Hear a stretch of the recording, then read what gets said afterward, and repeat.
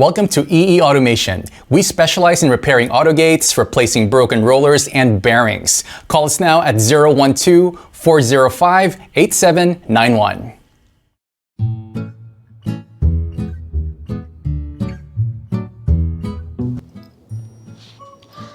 Assalamualaikum. Ini adalah cara untuk manualkan FBM-AC Sliding Autogate motor. Pertama, ambil kunci ini, biasanya diberikan oleh installer.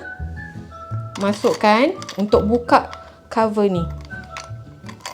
Kemudian ambil Allen key. Allen key ni juga diberikan oleh installer. Masuk.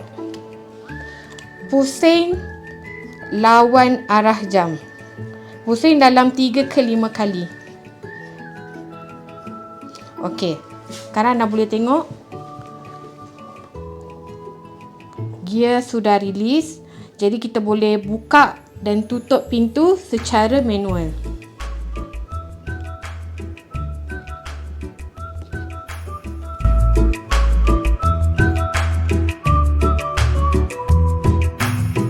Thank you for watching this video, and please call us at 03-8062-5891 or 012-405-8791. And check out our website at www.eeautogate.com.my.